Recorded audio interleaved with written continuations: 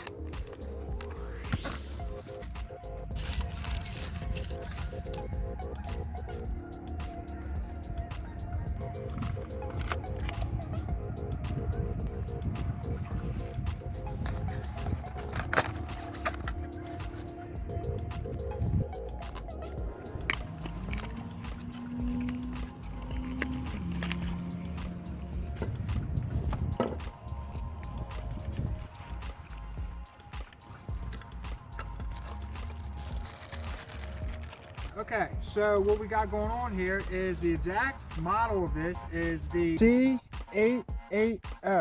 The most important thing here is the dash cam itself. And what else we got going on here is that, I don't know what that is at this time. We also have your USB to Type-C, typical with Android stuff, the charger here, and the suction cup. Okay, before you get started with this, even though you won't have to do it quite as well as I just did, you should still definitely read the user manual. You won't have to read this thoroughly because I just did, and I'm going to show you exactly how to hook this thing up. Okay, I figured out what this doohickey's for. Basically, what this does is you use this to take the power cord, okay, and shove it in all around like so until you put the camera together. Basically the suction part right here, you just kind of put it in there and then you move it over like so.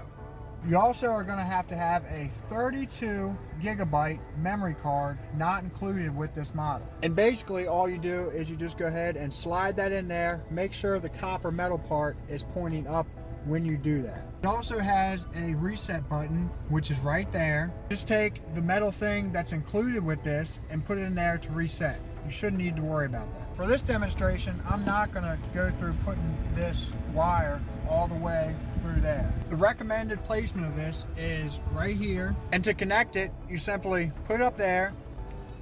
After you connect it, of course, press it and then turn.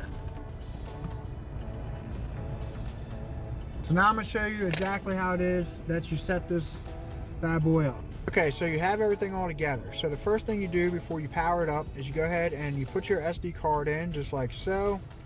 Go ahead and it'll click once it's in there. And then you go ahead and plug in the power. You should already have it plugged into your vehicle with your cigarette lighter. And then what it'll do is it'll fire on. It'll do a melody. This is menu up and that is menu down right there. And this will take you into the menu right there.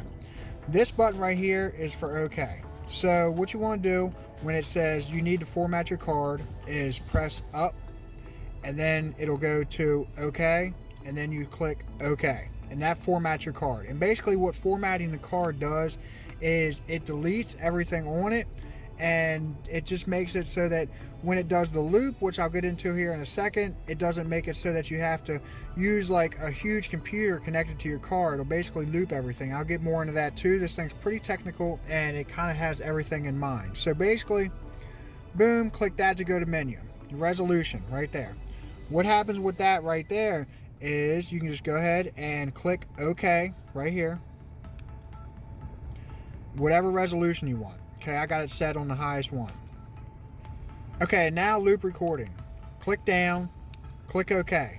You want it to be 3 minutes. And what that basically does is it does a continual loop of recording, and as it brings in more data, it deletes the old data. Okay, now next, G sensor. It's on low right here. So basically what that does is it'll lock a video in the incident of an accident. So if you're in an accident and this thing feels it and it, you're in an accident, it'll save the video so that for the loop recording, and the card formatting, it won't delete that video. Okay, and there's the format SD card. Click OK on that. Fast format. Over to confirm. I just formatted my SD card, which basically means I just deleted all the old videos. So next, what we want to go ahead and check out is the WDR. Basically what the WDR does, it just optimizes your screen recording. So I'm going to go ahead and click on for that. Then next, your time lapse. Click OK to go into that. Basically what that does is it saves a whole heck of a lot of SD card space. So if you have it off, it just records at 30 frames per second, okay? But if you go ahead and you click down here, it'll record at 1 frame per second. So basically what that means is every second it will pretty much just take a picture, and that'll save space. So you can do 2 frames per second, 3 frames per second, or you can just have it off. And basically if you have it off, it'll go ahead and keep on reformatting your memory card. You probably want to kind of use that the way that you want to use it. You know, it's up to you, personal preference, how much you feel like messing with your memory cards and how much you think you actually need to be recording. So I'm gonna go ahead and put it on off. Next is the IR light. So basically that is your infrared for nighttime stuff. So I'm gonna go ahead and click down to that. And I got it on auto. That is the recommended what you're supposed to do with this here. Next is the GPS switch, and we're not going to worry about that. That's for like Uber drivers and what have you. Speed unit, miles per hour or kilometers per hour. Parking monitor, we're not going to worry about that. Date and time, you definitely want to go ahead and set your date and time in here. Okay, now I'm going to go ahead and go to the next part. Language, English. Screensaver, that just pretty much saves your screen. I got it set on 1 minute. Auto power.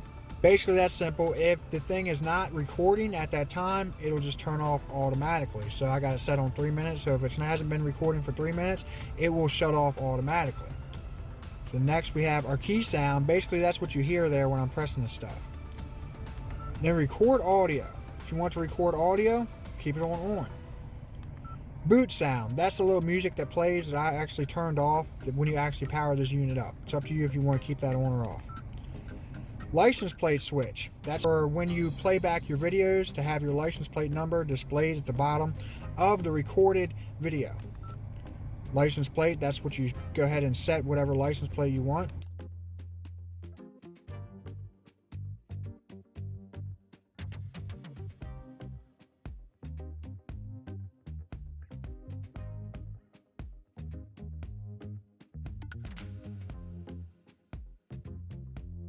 Default setting, that will reset everything.